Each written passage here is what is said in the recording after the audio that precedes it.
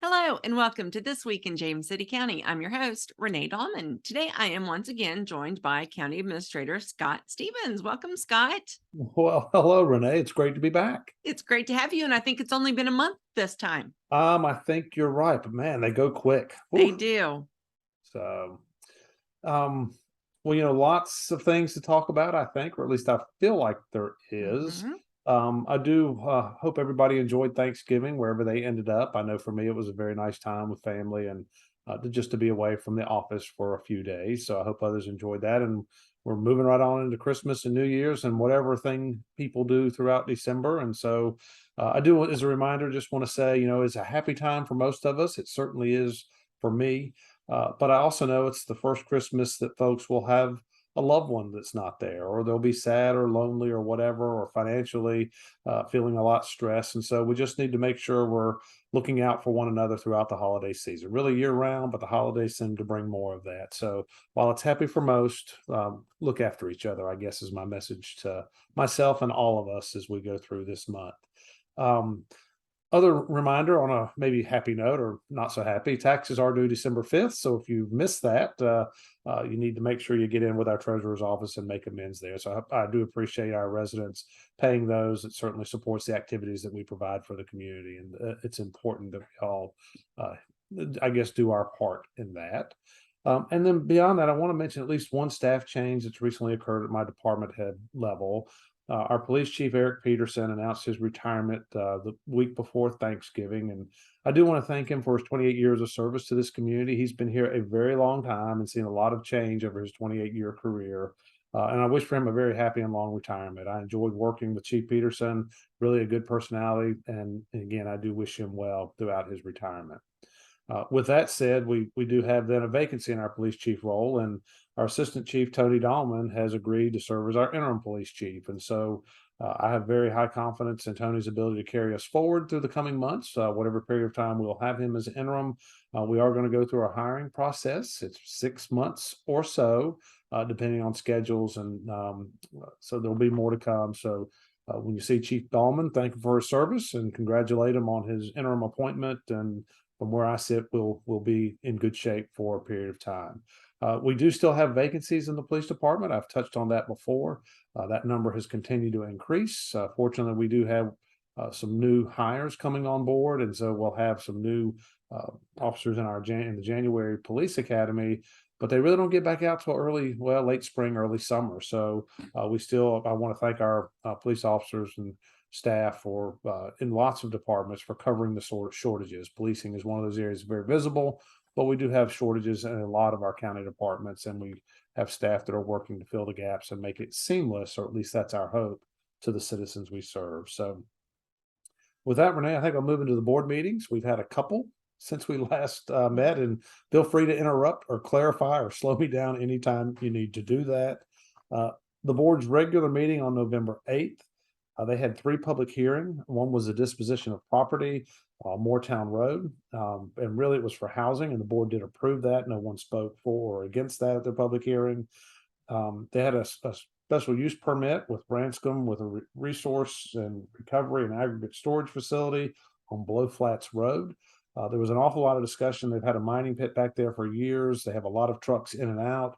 This would add a few more trucks. And so there was a lot of discussion about traffic along Blow Flats Road and concerns with that. And so the board deferred action on that item. They will bring it back. They were looking for a solution that might provide better access or a different route. And so I know that they are working through that, and the applicant will bring something back at a future meeting to talk about what they might be able to do.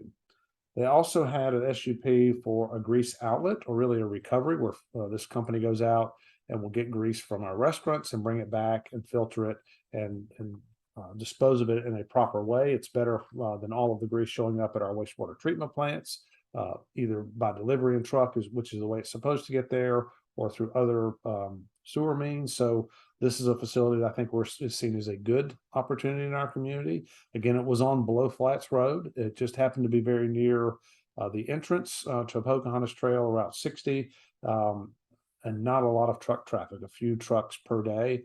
And the board did approve that special use permit.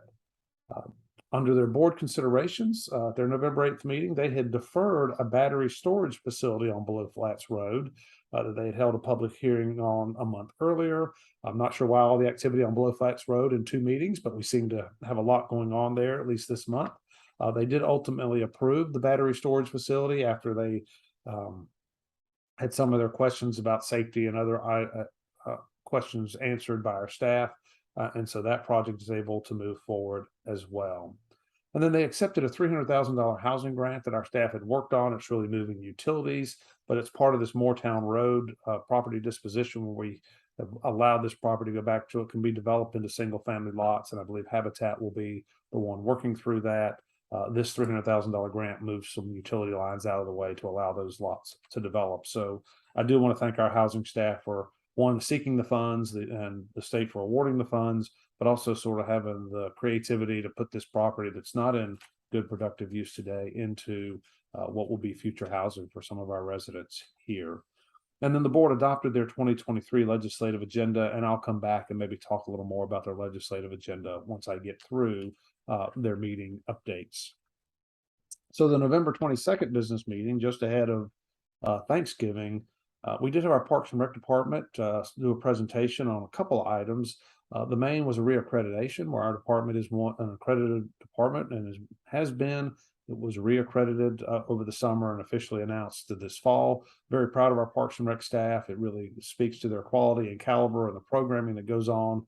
And I think we all come to just think that's what they're supposed to do. But I will tell you, we are served by a very high functioning and well-run Parks and Rec department. And the accreditation really holds that, or at least supports that.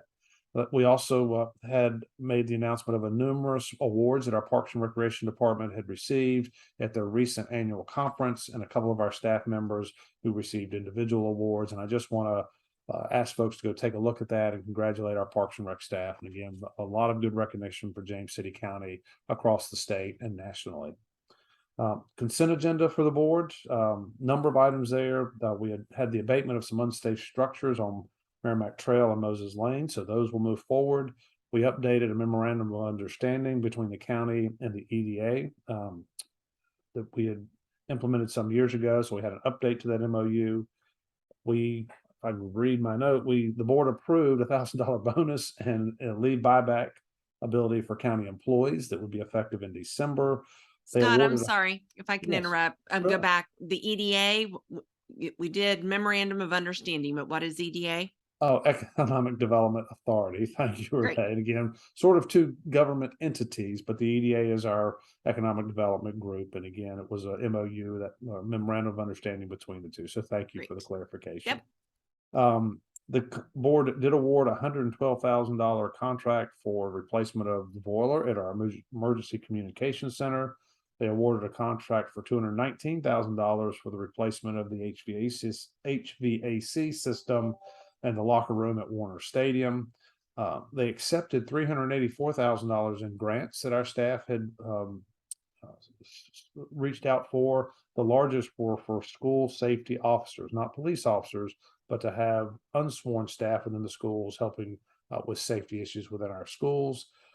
We accepted 150,000 opioid settlement funds, and again, we have more of those coming, but it's part of the national settlement. There's a pretty significant amount of money coming to Virginia, and 150,000 is our initial allotment to be paid over a period of time, and it has to go back into mental health or opioid related kind of activities. So it's fairly restricted in what those funds could be used for, but the board did accept those at this point. We also purchased property, or they authorized the purchase of property beside Fire Station 4 on Old Town Road. There was a lot that became available. While we don't have an immediate need, we thought it would be in our best interest to purchase that property so that when we need additional space for whatever, and also limit some of the development in and around that fire station. And then they awarded a contract for $119,000 for the replacement of an uninterrupted power supply at our emergency communications center as well. In the board discussion items, we went back and did an update of the American Rescue Plan Act funding. We had presented the $14.8 million that we had received last year, and a plan that we thought would, moving forward, would make sense for us in terms of use of that money. This was providing an update of where we were with those projects. Some of them are underway. Some of them are still in design or being discussed. And then we had a few minor modifications that we wanted to make sure the board was comfortable with. So it was information for the board. Again, this money has to be obligated by December of 2024 and spent by December of 2026.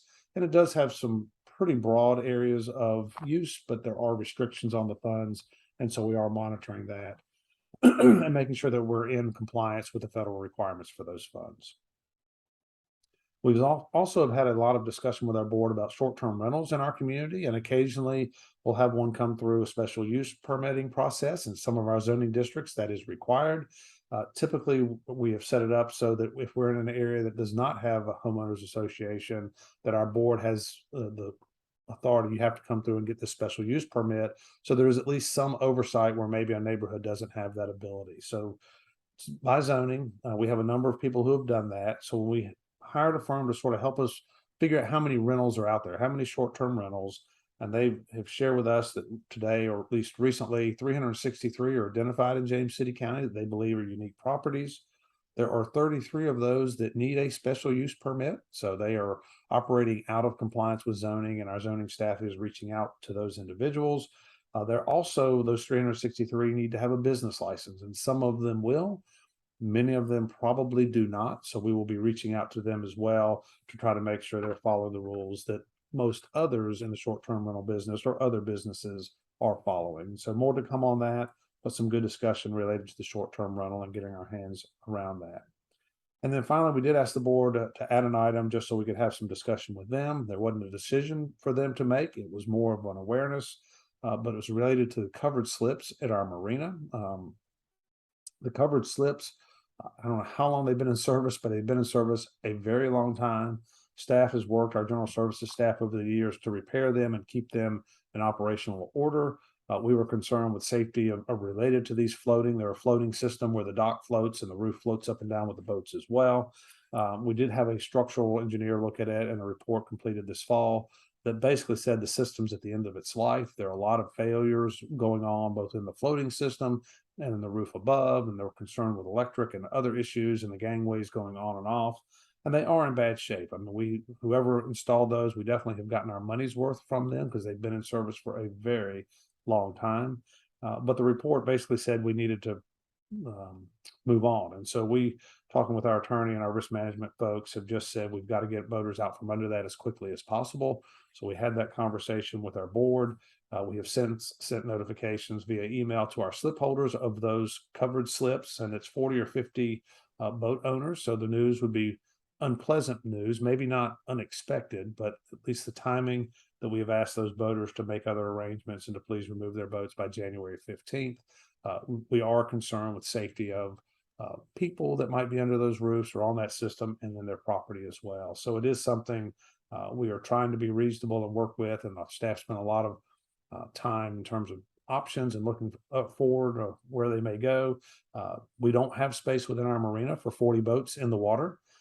Some of the boats are easily pulled out on trailers. Some are not trailerable, and it's much more difficult to pull out. Some are winterized. There are all sorts of challenges with the boats, and so we're trying to help the boat owners provide options that are the least impact or disruptive to them.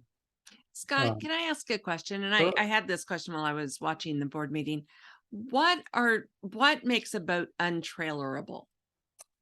I think for most of us, I would tell you, I've seen very large yachts moved on Okay. tractor trailers. But Gotcha. that's a Okay. special Okay. kind of condition. So mostly it's the size of the boat. Gotcha. And so when you see trailers, boats going up and down the road, most of them are trailerable. You can pull them behind your pickup or some large vehicle. You get into some of the larger boats, 20, 30-foot boats, they just become more difficult to trailer. And then some of the larger boat owners and some of the boat owners, smaller boat owners, may just not own a trailer. So for Okay. them, they don't have a trailer to pull it up on. So it's not as simple as just pull it out of the water. So that's, I think, the main part of Okay. trailerable versus un. There many can be put on something with wheels, but they may not own it and have access to it on a regular basis. Okay. There are lifts to pull the larger boats out and put them on stands so they can be set up in our yard. We do have space for that. But to do that each time with a lift on a large boat that you want to go out of the water is difficult unless you're set up in a dry stack environment. And we do Gotcha. not have that ability. Okay. Thank you. Um, yes, ma'am. So again, I think our board understood the urgency with which staff and our attorney's office is moving to get the boats out from under there.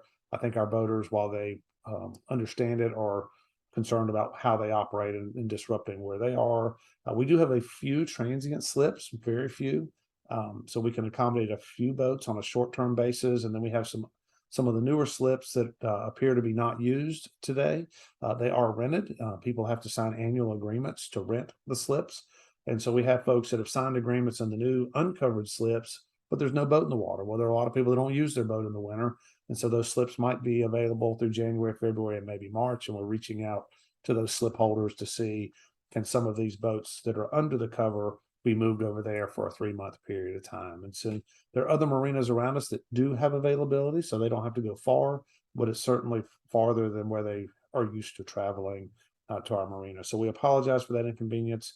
Again, at least in the news, it reported we broke leases. We have not broken any leases. We are just not renewing them. The leases are a year-to-year thing for us, and we generally renew them in January. So we're not renewing the leases for the covered slips this year. The board did express support for adding more dockage, and we can extend some. We dredged the basin. Excuse me. We dredged the basin prior to the phase 1 project, but we didn't build all the dockage. So we can build some dockage there.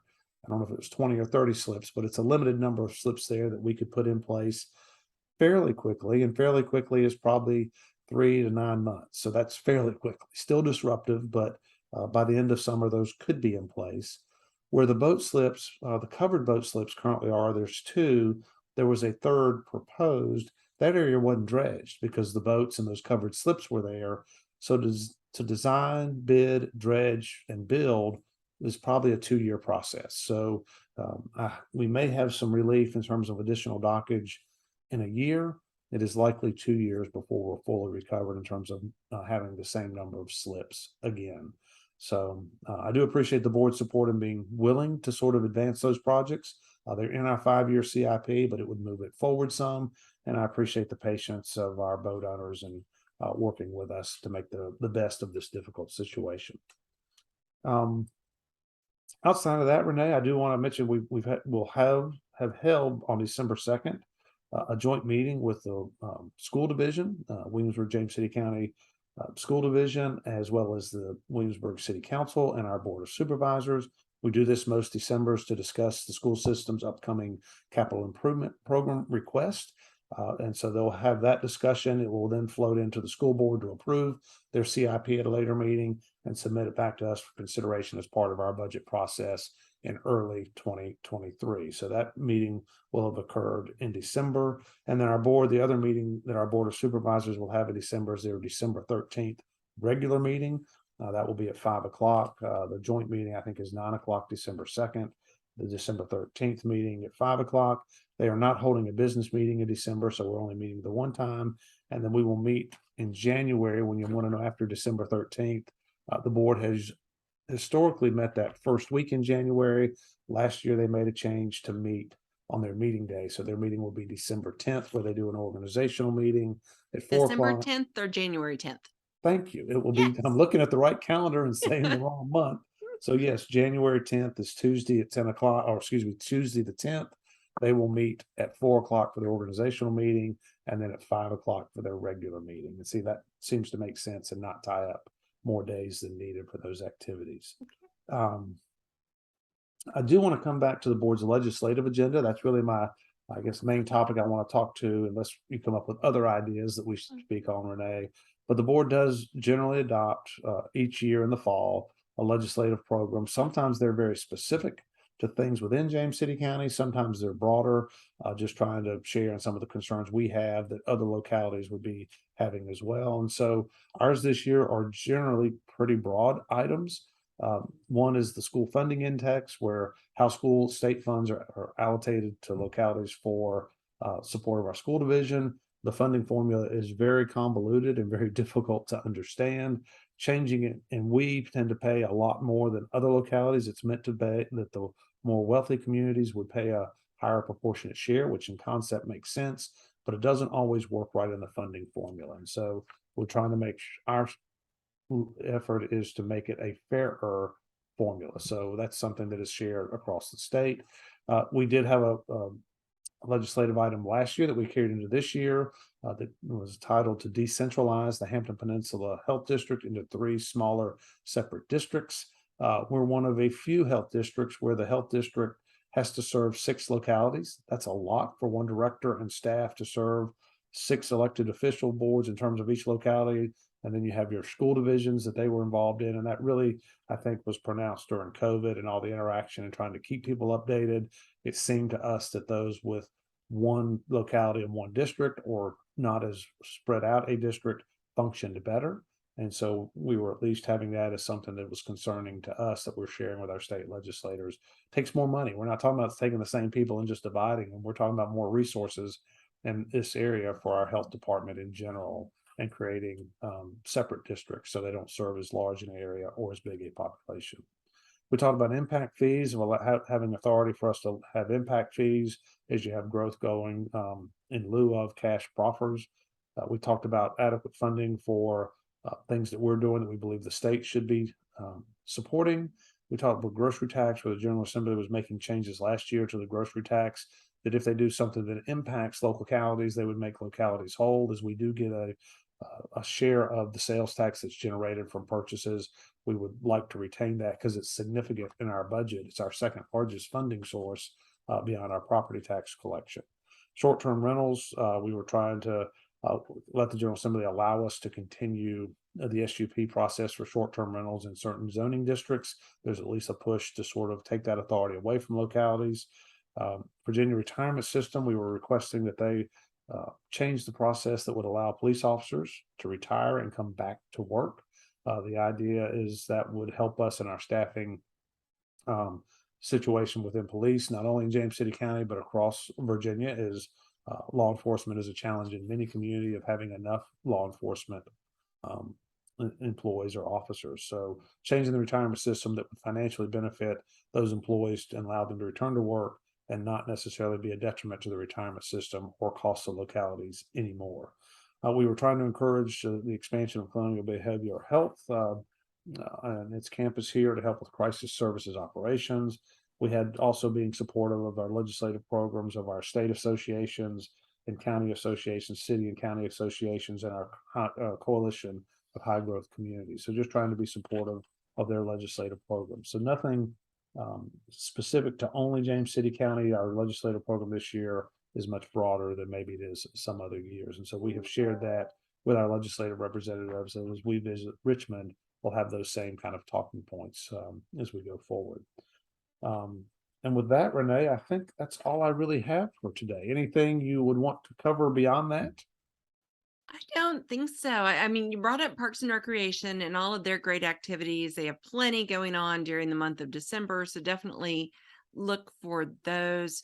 We're very fortunate here in the area to have amusement parks and historical parks. And just, I think you can almost find something to do to celebrate the holidays every day in between now and the end of the year. So definitely take advantage of those opportunities. Yeah, I would agree with that, Renee. There's things going on in this community almost all the time, and certainly the December timeframe, it steps it up another notch. So I think there's plenty to do. You might have to look a little bit, but I would encourage people to get out, enjoy it. For me, it's 60, 50, 60-degree weather is pretty nice. We need to enjoy that because the 30 and 40-degree weather's on its way. And somebody told me they thought this would be a snowy winter. I have no reason to believe that, but for those that look forward to snow, it's possible in the coming months, and we all need to be prepared for those kinds of things as well. So I think with that, I would just sign off and say, always call if there are questions or things we're doing or you're wondering about. Please don't hesitate to give me a call at 757-253-6603. Again, that is my direct line, 253-6603.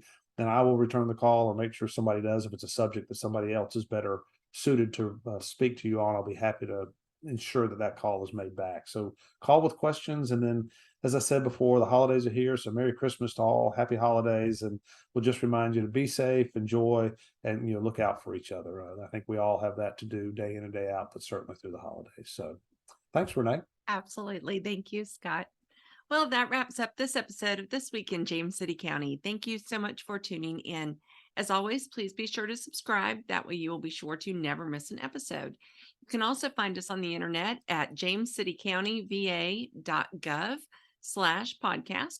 And while there, you're going to be able to find all of our shows as well as a form that you can complete, give us input, feedback, all those other synonyms for input and feedback. I'm not sure what I was going for there, but let us know what you think. And if there's anything that you'd like for us to cover that we haven't, please let us know. And we will work on getting an episode for that topic.